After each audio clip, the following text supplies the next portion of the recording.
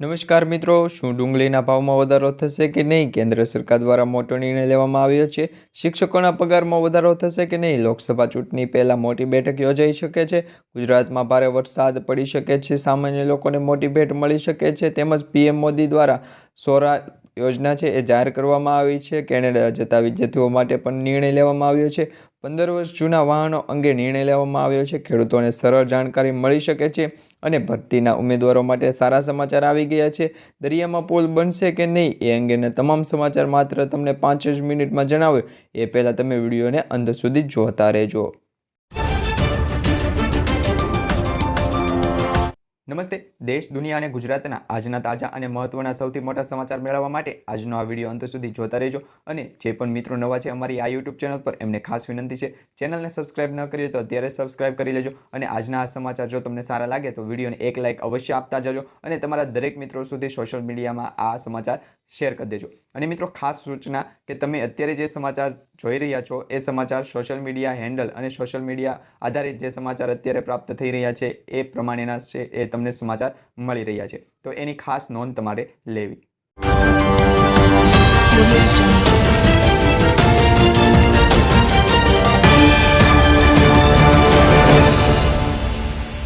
મિત્રો, આજના વિડીયોની શરૂઆત કરીએ તો શું ડુંગળીના ભાવમાં વધારો થશે કે નહીં? ડુંગળીના વેપારીઓ કહે છે કે લાલની પુષ્કળ આવકો થઈ રહી છે, તો મહુવામાં નવી આવકો ખોલ્યા બાદ કેટલીક થેલીની આવક થાય તેના ઉપર આધાર રાખવાનો હતો.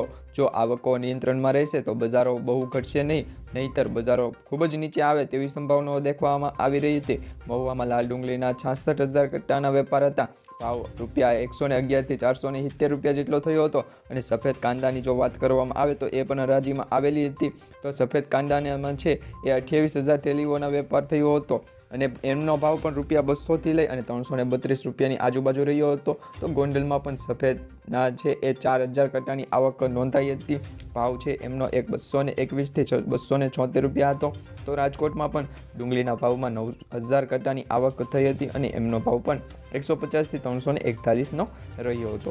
ત્યારબાદ મિત્રો, કેન્દ્ર સરકાર દ્વારા મોટો નિર્ણય જાહેર કરવામાં આવ્યો છે. કેન્દ્ર સરકાર દ્વારા આયુષ્યમાન ભારત યોજના શરૂ કરવામાં આવી હતી, જે અંતર્ગત દર વર્ષે ₹5 લાખ સુધીની મફત સારવાર આપવામાં આવશે. સૂત્રોના જણાવ્યા અનુસાર કેન્દ્ર સરકાર આગામી બજેટમાં આયુષ્યમાન ભારત યોજનાને લઈને મોટી જાહેરાત કરી શકે છે, જેમાં મફત સારવારની મર્યાદા ₹5 લાખથી વધારીને ₹10 લાખ કરી શકાય છે.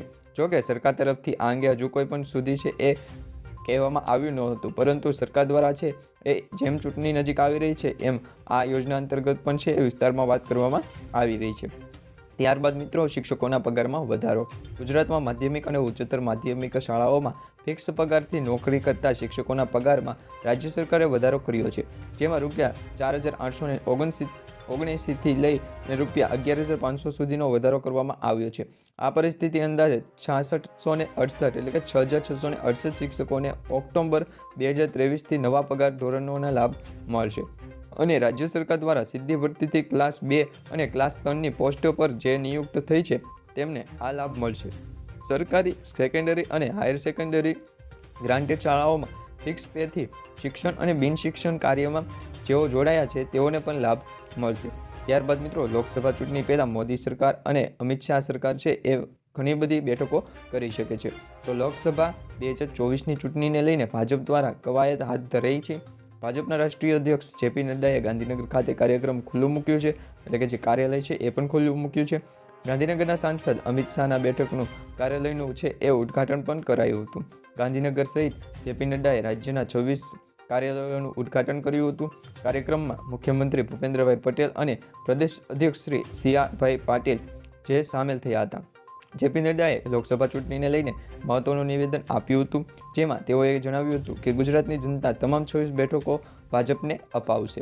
ત્યારબાદ મિત્રો, ગુજરાતમાં ભારે વરસાદ પડશે કે નહીં? તો ભૂમધ્ય સાગરમાં ફરી એકવાર છે ચક્રવાત આવવાનો છે એવા સમાચાર મળી રહ્યા છે, જેની અસર ભારતના પશ્ચિમ ભાગ ઉપર અસર થઈ શકે છે.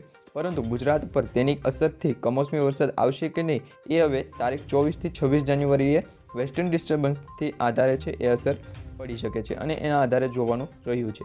પરંતુ આજ સુધી છે એ ગુજરાત રાજ્યમાં હજુ સુધી શિયાળામાં વરસાદ નથી નોંધાનો આ વર્ષ દરમિયાન.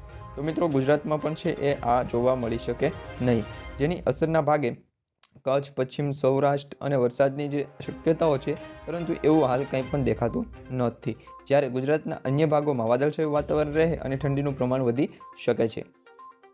ત્યારબાદ મિત્રો વાત કરીએ તો સામાન્ય લોકોને મોટી ભેટ મળી શકે છે, જેમાં આધાર કાર્ડ ઉપર પણ તમને લોન મળી શકે છે. પ્રધાનમંત્રી સ્વનિધિ યોજના હવે ડિસેમ્બર 2024 સુધી લંબાવવામાં આવી છે. અગાઉ તેની છેલ્લી તારીખ 31 માર્ચ 2023 હતી. આ યોજના હેઠળ નાના વેપારીઓ અને સ્ટ્રીટ વેન્ડર્સને લોન આપવામાં આવે છે. આ નાણાં છે એ નાણાં મંત્રાલયે ટ્વિટર પર છે એ આધારિત માહિતી આપી હતી. તેની અંતર્ગત છે એ 50,000 રૂપિયા સુધીની પણ સહાયતા મળી શકે છે.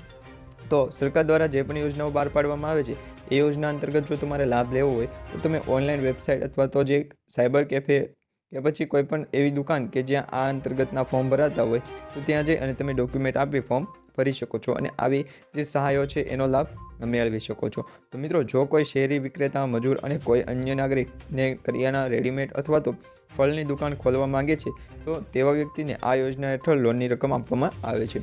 જો તમે પણ આ યોજનામાં અરજી કરવા માંગતા હો તો જરૂરી ડોક્યુમેન્ટ સાથે અરજી કરવાની રહેશે. ત્યારબાદ મિત્રો સમાચાર વિશે વાત કરીએ તો PM દ્વારા સોલાર યોજના છે એ જાહેર કરાઈ છે, જે અંતર્ગત નવી માહિતી મળી રહી છે કે અયોધ્યામાં રામ મંદિરમાં ભગવાન રામલલાના પ્રાણ પ્રતિષ્ઠાના પ્રસંગે સંપન્ન કર્યા બાદ વડાપ્રધાન નરેન્દ્ર મોદી સાહેબે મોટી સોલાર સ્કીમ છે એની જાહેરાત કરી છે. તેમણે કહ્યું છે કે અયોધ્યામાં રામલલાના જીવન અભિષેક પ્રસંગે તેમનો સંકલ્પ વધુ મજબૂત થયો છે. દેશવાસીઓના ઘરની છત પર સોલાર સિસ્ટમ હોવી જોઈએ. PM મોદીની જાહેરાત છે એ અનુસાર પ્રધાનમંત્રી સૂર્યોદય યોજના, આ યોજના હેઠળ 1 કરોડ ઘરોમાં રૂફટોપ છે એ સોલાર લગાવવામાં આવશે. ત્યારબાદ મિત્રો, કેનેડા જતા વિદ્યાર્થીઓ માટે મોટો નિર્ણય. કેનેડા સરકારે આંતરરાષ્ટ્રીય વિદ્યાર્થીઓ માટે 2 વર્ષની સીમાની જાહેરાત કરી છે, જેથી આ વર્ષે અંદાજે 3,60,000 માન્ય સ્ટડી પરમિટ મેળવવાની છે એ ધારણા છે. આ પરમિટનો આંકડો વર્ષ 2023 કરતાં 35% ઓછો છે.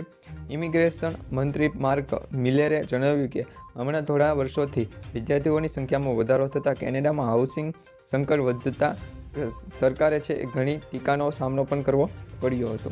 ત્યારબાદ મિત્રો, 15 વર્ષ જૂના વાહનો અંગે નિર્ણય લેવામાં આવ્યો છે. 15 વર્ષથી વધુ જૂના વાહનો અંગે મોટું નિવેદન. 15 વર્ષથી છે એ જૂના વાહનો જે હતા એના ઉપર પ્રતિબંધ નથી, પણ નીતિન ગડકરી 15 વર્ષથી વધુ જૂના વાહનો પર પ્રતિબંધ મૂકે છે એવું કહેવામાં આવી રહ્યું હતું. પરંતુ જો કે ટ્રાન્સપોર્ટ અને હાઈવે મિનિસ્ટર નીતિનભાઈ ગડકરીએ લોકસભામાં આ વાતને નકારી કાઢતા કહ્યું છે કે આ વાત સાચી નથી. 15 વર્ષથી વધુ જૂના વાહનો પર પ્રતિબંધ નથી.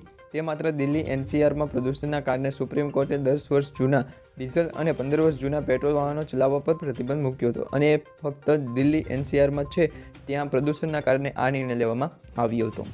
ત્યારબાદ મિત્રો, ખેડૂતોને સરળ જાણકારી મળી શકશે. હવામાન વિભાગે એક ગ્રામીણ વિસ્તારમાં લોકોને હવામાનની માહિતી આપવા માટે હર મોસમ ઘર મોસમ છે એ નામની નવી એપ છે લાવી છે. IMDની 150મી વર્ષગાંઠ નિમિત્તે ઉપરાષ્ટ્રપતિ જગદીશ ધનખડ દ્વારા બહાર પાડવામાં આવી છે. અધિકારીઓએ જણાવ્યું છે કે આ એપની સેવાઓ ટૂંક સમયમાં ઉપલબ્ધ થશે. 5 દિવસ માટે હવામાનની વિગતો અંગ્રેજી, હિન્દી અને તેલુગુ સહિત 12 ભાષાઓમાં છે જોવા મળશે. ત્યારબાદ મિત્રો, ભરતીના ઉમેદવારો માટે સારા સમાચાર આવી ગયા છે. ગુજરાતમાં પંચાયત સેવા પસંદગી દ્વારા લેવામાં આવેલી મલ્ટીપર્પઝ હેલ્થ વર્કર પરીક્ષાના પરિણામનું વેઇટિંગ લિસ્ટ જાહેર કરવામાં આવ્યું છે. રિસ્ફ્રિંગ અને વેઇટિંગ લિસ્ટના ઉમેદવારોને જિલ્લાની ફાળવણી કરવામાં આવશે. જણાવી દઈએ કે વેઇટિંગ લિસ્ટમાં સમાવેશ થતા ઉમેદવારોની તારીખ 6 અને 7 ફેબ્રુઆરીએ જિલ્લા ફાળવણી કરવામાં આવશે. વિગતવાર કાર્યક્રમ મંડળીની વેબસાઇટ ઉપર મૂકવામાં આવ્યો છે. ત્યારબાદ મિત્રો, દરિયામાં પણ પુલ બનશે. રામ મંદિરના નિર્માણ બાદ હવે મોદી સરકાર ભારત અને શ્રીલંકા વચ્ચે દરિયાઈ પુલ બનાવવાની યોજના તૈયાર કરી રહી છે. આ 23 કિલોમીટર લાંબો પુલ તમિલનાડુના ધનુષકોડીની શ્રીલંકાના તલાઈમનથી છે એ જોડશે. તેમજ આ પુલની સાથે રેલવે બ્રિજ પણ બનાવવામાં આવશે. તેના નિર્માણ સાથે ભારતથી શ્રીલંકા માલ પરિવહનના ખર્ચમાં 50% ઘટાડો થશે. NHAIએ હાલમાં આ પ્રોજેક્ટ માટે આયોજન છે એ ઉપર કામ પણ કર્યું છે.